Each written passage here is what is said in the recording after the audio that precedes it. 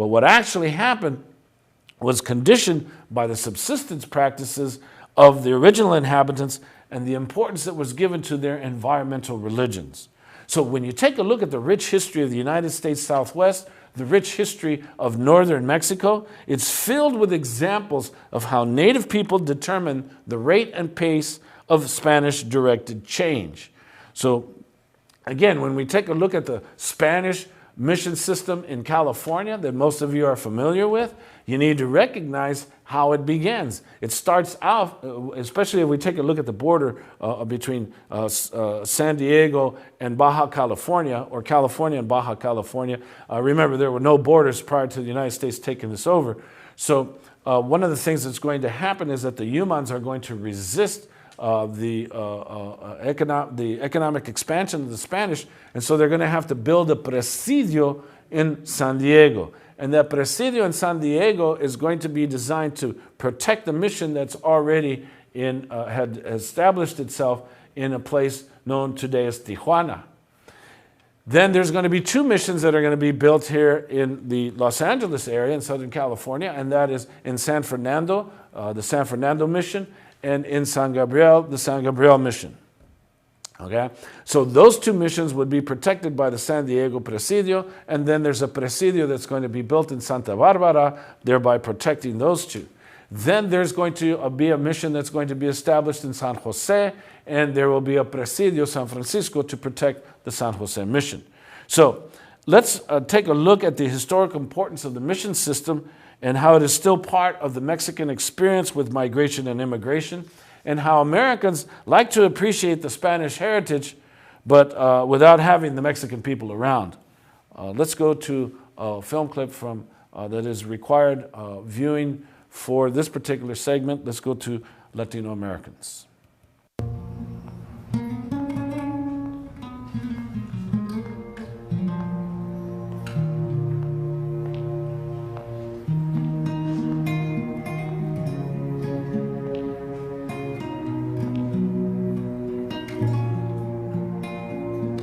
Solo tenía 7 años cuando el gobierno nos enviaron a mí y a muchos otros niños al norte, a California. Apolinaria Lorenzana was among 21 orphan children sent by the Spanish colonial government of Mexico to populate the farthest reaches of its American empire. Cuando llegamos a la capital de Monterrey, el gobierno nos repartió como perritos entre los habitantes del lugar. By the time Apolinaria settled in Monterrey, the Spanish had dominated the New World for more than 3 centuries. Many people have this popular vision of Latinos as people who arrived day before yesterday. But when you think about the first European settlement in what would become the United States, St. Augustine in 1565. That predates Jamestown in 1607. The first European language spoken in what would become the United States, Spanish.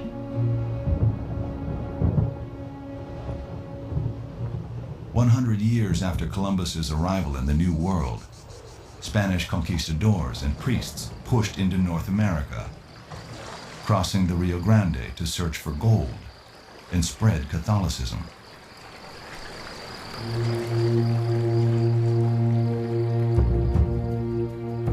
In 1610, they established Santa Fe, New Mexico, brutally crushing a revolt by the Pueblo Indians. The British and the Dutch settled along the Atlantic coast in Plymouth and New Amsterdam. The French arrived at the mouth of the Mississippi in 1682, while the Russians made their way south from Alaska and well into California. Spain is very keenly aware of other empires that are roaming across what's now North America and wants to protect its northern border. So they have to send people north to build out a Spanish civilization in these places that had been the Spanish Empire on a map, but hadn't really had any more durable claim to the land. Who was going to populate these far-off frontier settlements in Arizona, in Texas, and in California?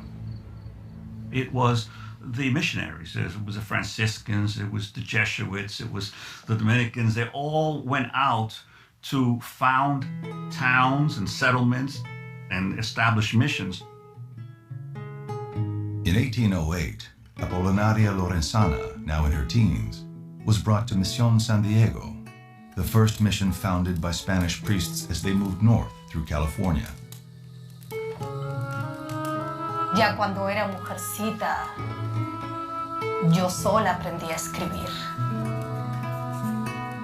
Valiéndome de los libros, imitaba las letras en cualquier papel que lograba conseguir. Cajillas de cigarrillos. Nearing the end of her life and almost blind, Cualquier papel blanco. Apolinaria shared her memories with Thomas Savage, an American historian, as she recalled the once flourishing world of California's Spanish missions. Sembrar trigo, maíz. Built along El Camino Real from San Diego to Sonoma, 3 days horseback ride from one another.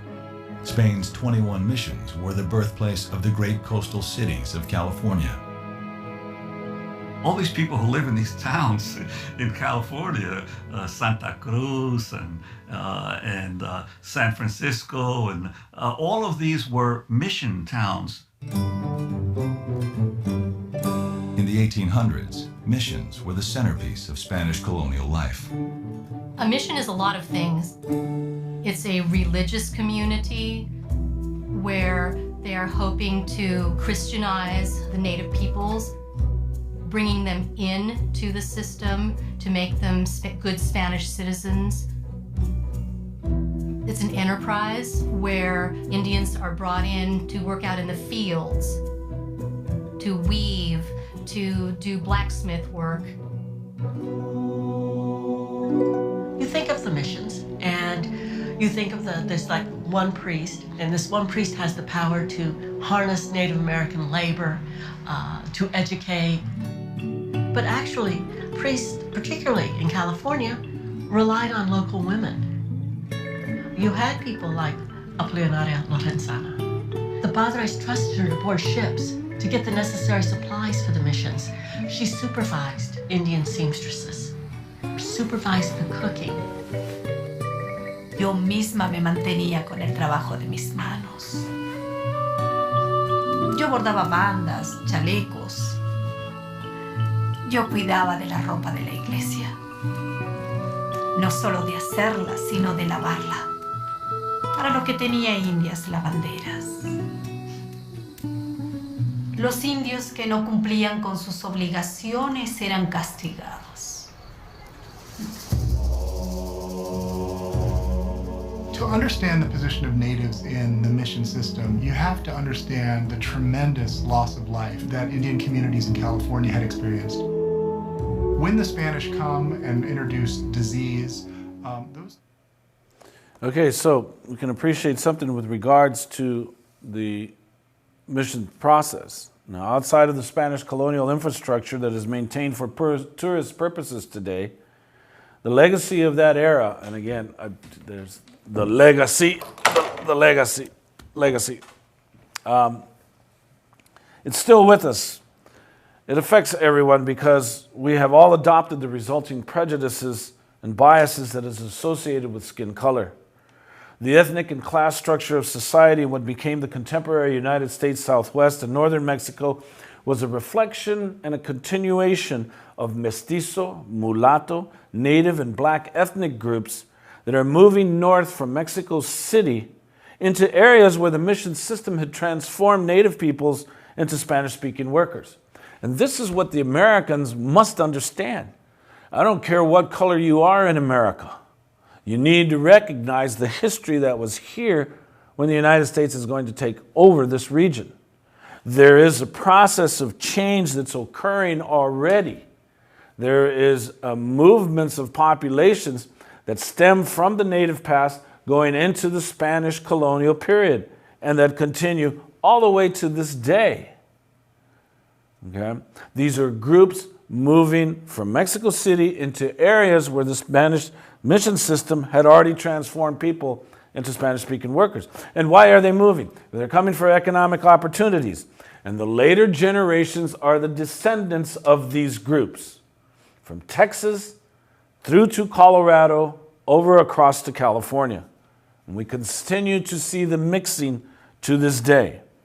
Now, most people are going to have direct access to land once the mission system completes the concentration of Native peoples into compact communities.